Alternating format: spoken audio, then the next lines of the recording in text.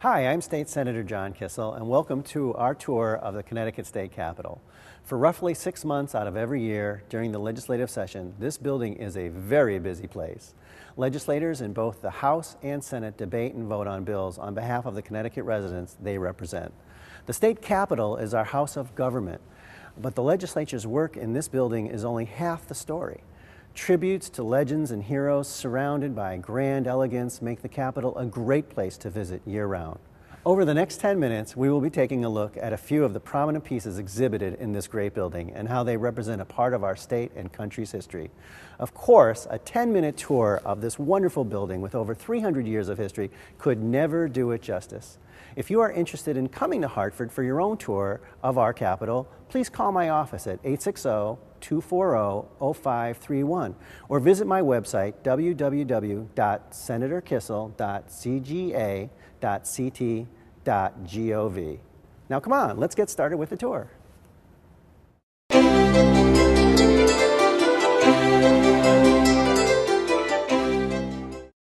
Built on land purchased by the city of Hartford from Trinity College, construction of Connecticut State Capitol spanned 8 years, from 1871 to 1879. The architect, Mr. Richard Upjohn of New York, was selected among 11 others vying for this project. Initial plans estimated construction costs at approximately $1 million. However, the final total came in at over $2.5 million as improvements were added at different phases of the project. In early designs, the structure to adorn the top of the Capitol was to be a rectangular tower, not the majestic gold leaf dome we see today. Other extra costs were associated with enhancing the Capitol's overall elegance and making the building fireproof.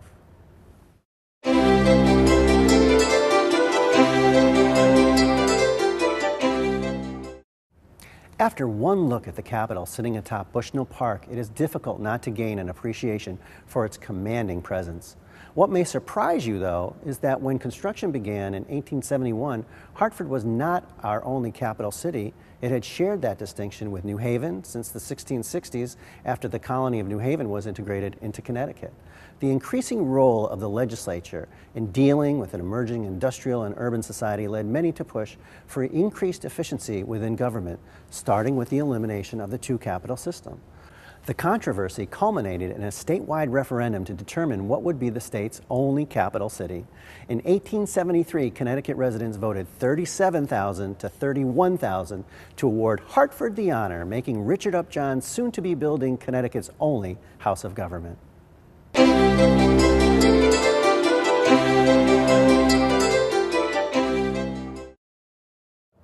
The opening of the state capitol for the 1879 legislative session marked the beginning of a new era for Connecticut government, an ornate and elegant building that was destined to be a historical treasure for generations to come, and it came at a good time.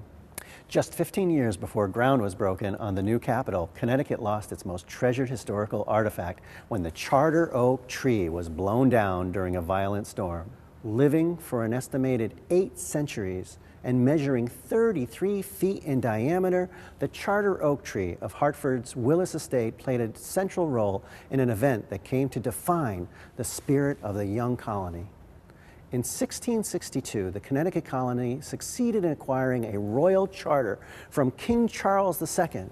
This charter granted the settlement the self-government it had outlined in the Fundamental Orders.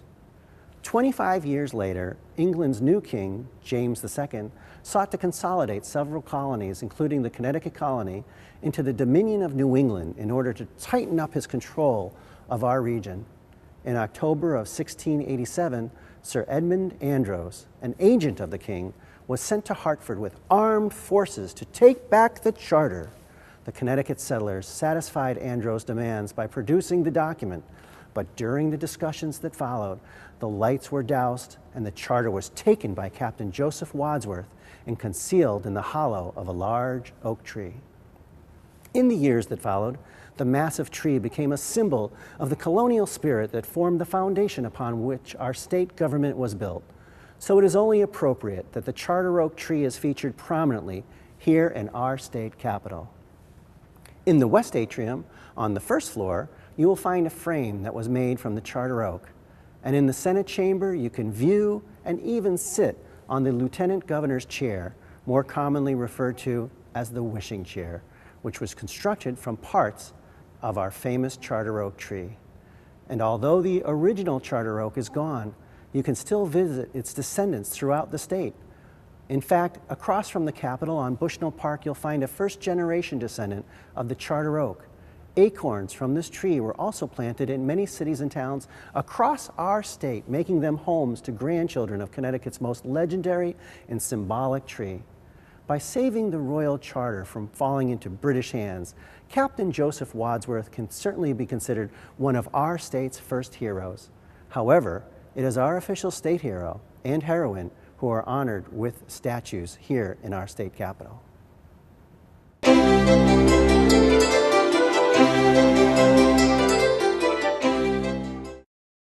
Often called America's first spy, Nathan Hale was born in Coventry, Connecticut in 1755. A graduate of Yale University, Hale spent time as a teacher in East Haddam and New London. When the Revolutionary War began in 1775, Hale joined the Connecticut militia and was elected first lieutenant. Just 1 year later, he had been elevated to captain in Connecticut's 7th Regiment.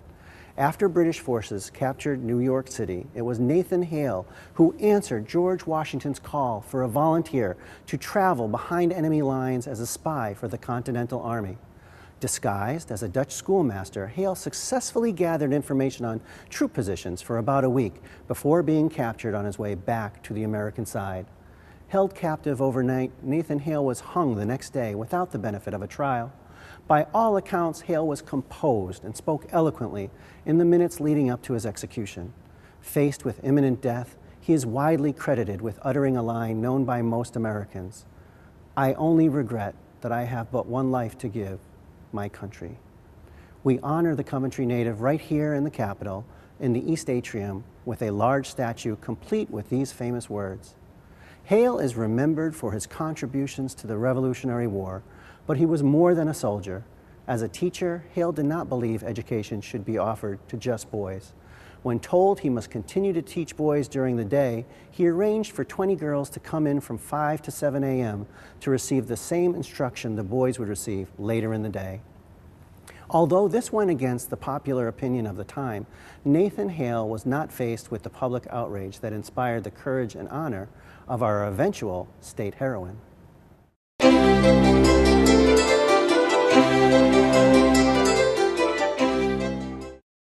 Prudence Crandall's family moved to the small town of Canterbury, Connecticut, early in her childhood.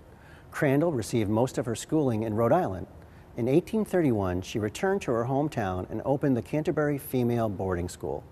Crandall's efforts were well received in the community until later in the year when she decided to accept Sarah Harris, daughter of a free African-American farmer, into the school. Outraged with the decision, parents of the white students demanded Crandall dismiss Harris. When she refused, the parents pulled their children out of the school. Crandall was forced to close the school. However, it proved to be only temporary. With the help of the famous abolitionist, William Lloyd Garrison, the school was reopened to serve only young African-American women. Crandall recruited students up and down the East Coast. Responding to furious townspeople, the General Assembly passed the now infamous Black Laws, which prohibited Connecticut schools from instructing African Americans from other states. Once again, Crandall refused to give in to popular opinion. She was arrested, jailed, then released on bond the following day. She put up a strong legal challenge to the law, and eventually the case was dismissed on a technicality. Soon after her victory, the law was repealed. Prudence Crandall had won her legal battle, but not before the townspeople's harassment and violence against the school forced her to shut it down only 1 year after it opened. Shortly after the school closed, she left the state with her husband. Over 50 years later, the Connecticut General Assembly granted Crandall a yearly annuity of $400 for her contributions to the state. She passed away just 4 years later in Elk Falls, Kansas, at the age of 87. In 1995, the General Assembly responded to the lobbying efforts by students from the New Canaan Country School and named Prudence Crandall our official state heroine. Since Crandall spent most of her life as an educator, it seems only fitting that her recognition as state heroine was granted at the request of students. Even the latest tribute to Prudence Crandall came after the hard work of school children. In 2000, a group of fourth grade students from Bristol, Connecticut visited the state capitol and wondered why there was a statue of our state hero, but not of our state heroine. The students got involved and started the Pennies for Prudence campaign to raise money for a new statue. Their determination was rewarded in October of 2008 as the new Prudence Crandall statue was unveiled during a ceremony on the first floor of our state capitol. Although the funds they raised covered only a portion of the costs, the awareness the students created certainly played a large part in making the statue a reality. Heroes, legends, and stunning beauty. Just one walk through this building reveals them all. Come in and visit for yourself. I promise you will gain an appreciation for this magnificent building and understand why it is truly a home to Connecticut history. I hope you have enjoyed our tour. I'm State Senator John Kissel, and thank you for watching.